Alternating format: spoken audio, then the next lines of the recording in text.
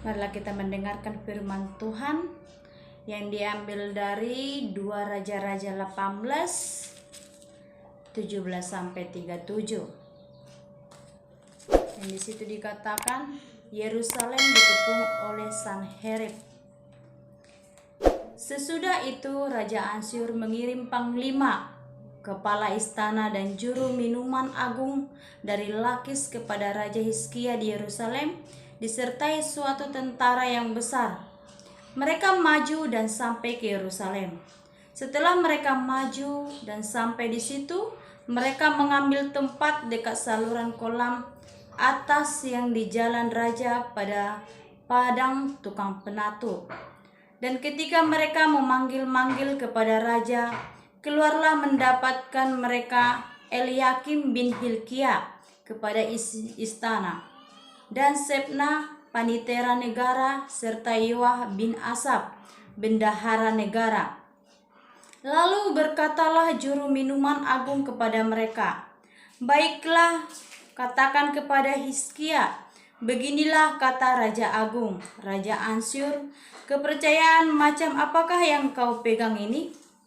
Kau kira bahwa hanya ucapan bibir saja dapat merugikan siasat dan kekuatan untuk perang sekarang? Kepada siapa engkau berharap, maka engkau memberontak terhadap aku. Sesungguhnya engkau berharap kepada tongkat bambu yang patah terkulai itu, yaitu Mesir, yang akan menusuk dan menembus tangan orang yang bertopang kepadanya. Begitulah keadaan Firaun Raja Mesir bagi semua orang yang berharap kepadanya. Dan apabila kamu berkata kepadaku, kami berharap kepada Tuhan Allah kami, bukanlah Dia itu yang bukit-bukit pengorbanannya dan mezbah-mezbahnya telah dijauhkan oleh Hizkia, sambil berkata kepada Yehuda dan Yerusalem, di depan mezbah yang di Yerusalem ini, inilah kamu harus sujud menyembah.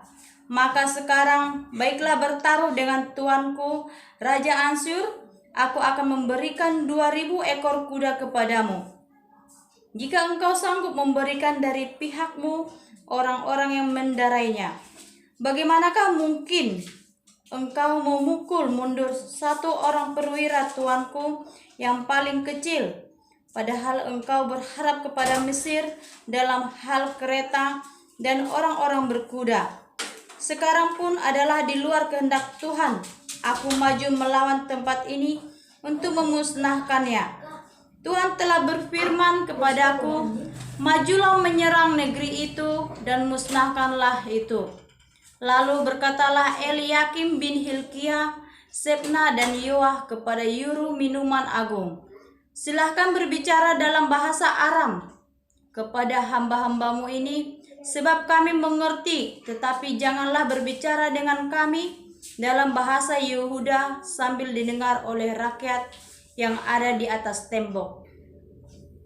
Tetapi juru minuman agung berkata kepada mereka, adakah tuanku mengutus aku untuk mengucapkan perkataan-perkataan ini hanya kepada tuanmu dan kepadamu saja?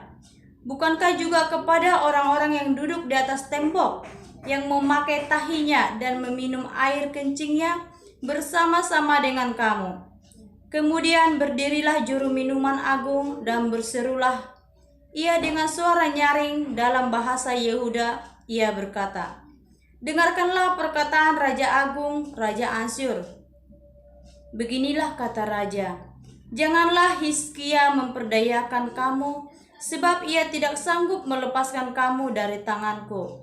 Janganlah Hizkia mengajak kamu berharap kepada Tuhan dengan mengatakan, tentulah Tuhan akan melepaskan kita, dan kota ini tidak akan diserahkan ke dalam tangan Raja Asyur.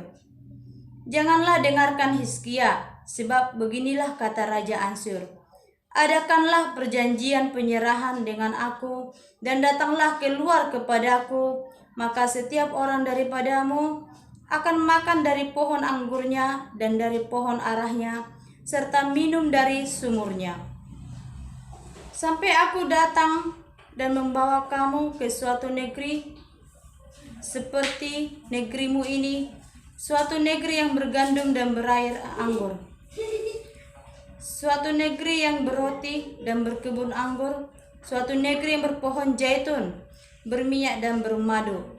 Dengan demikian kamu hidup dan tidak mati. Tetapi janganlah dengarkanlah Hizkia, sebab ia membujuk kamu dengan mengatakan, Tuhan, aku melepaskan kita. Apakah pernah para Allah bangsa-bangsa melepaskan negerinya, masing-masing dari tangan Raja Ansyur? Di manakah para Allah negeri Hamat dan Arpad? Di manakah para Allah negeri Sefarwaim, Hena dan Iwa? Apakah mereka telah melepaskan Samaria dari tanganku? Siapakah di antara semua Allah negeri-negeri yang telah terlepaskan negeri mereka dari tanganku? Sehingga Tuhan sanggup melepaskan Yerusalem dari tanganku, tetapi rakyat itu berdiam diri dan tidak menjawab dia sepatah kata pun. Sebab ada perintah raja, bunyinya, janganlah kamu menjawab dia. Kemudian pergilah Eliakim bin Hilkia kepada istana, dan Sebna, panitera negara, dan Yoa bin Asaf, bendahara negara, menghadap Hizkia dengan pakaian yang dikoyakkan, lalu memberitahukan kepadanya perkataan juru minuman agung. Amin. Di situ kita mendengarkan yang diambil di situ 2 Raja-Raja 18 17 sampai 37. Yang di situ dikatakan ketaatan dalam penyertaan Tuhan. Seperti yang dikatakan 2 Raja-Raja 18 ayat 7. Maka Tuhan menyertai dia, kemanapun juga ia pergi berperang, ia beruntung. Ia memberontak kepada Raja Ansyur dan tidak lagi takluk kepadanya. Ketaatan adalah sebuah kata kunci untuk mengalami perlindungan dan penyertaan Tuhan. Dalam situasi yang berat seperti sekarang ini, tidak ada jalan selain kita harus bergantung sepenuhnya kepada Tuhan dan taat melakukan kehendak-Nya. Firman Tuhan hari ini, kisah Raja Hizkia, yaitu Raja Yehuda. Raja Hizkia atau yang dikatakan Raja Yehuda, di waktu ia berumur 25 tahun, pada waktu ia menjadi raja, dan di waktu 29 tahun lamanya ia memerintahkan di Yerusalem. Meski berusia muda, Hizkia bukanlah seorang pemimpin sembarangan. Ia takut akan Tuhan dan hidup benar seperti bapa leluhurnya. Setiap ketaatan dan kesungguhan kita dalam mengikut Tuhan pasti mendatangkan berkat atau upah dari Tuhan. Sebaliknya, setiap pelanggaran dan ketidaktaatan mendapatkan balasan yang setimpal. Karena ketaatannya, Raja Hizkia mengalami penyertaan Tuhan. Meskipun demikian, bukan berarti perjalanan hidup Hizkia akan bebas dari masalah atau pencobaan. Suatu ketika Hizkia harus menghadapi ujian yang berat. Setelah peristiwa yang menunjukkan kesetiaan Hizkia itu, datanglah Sanherib. Sanherib itu adalah Raja Ansyur, menyerbu kota Yehuda. Ia mengepung kota-kota berkubu dan berniat untuk merebutnya. Tuhan mengizinkan hal itu terjadi supaya Hizkia dan seluruh rakyatnya Yehuda memiliki pengalaman iman bersama Tuhan. Dan ketika mereka berpaut kepada Tuhan, tidak menyimpang jalan dari Tuhan, selalu mengikuti Tuhan, dan ia berpegang pada perintah-perintah Tuhan yang telah diperintahkannya kepada Musa.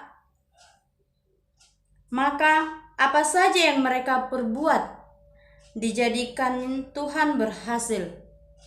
Hari-hari ke depan, tantangan yang kita hadapi tidaklah semakin mudah, namun tidak ada alasan bagi kita untuk menjadi lemah. Kita itu harus lebih kuat, tegar untuk menghadapi semua masalah. Apalagi di musim ini, banyak kita yang selalu mengalami kekurangan, apalagi di masa pandemi sekarang. Bapak, Ibu, saudara-saudari terkasih Tuhan Yesus Kristus, kita akan dijaga dan dipelihara Tuhan seperti biji matanya sendiri, asalkan kita tetap hidup dalam ketaatan. Tuhan Yesus memberkati. Shalom.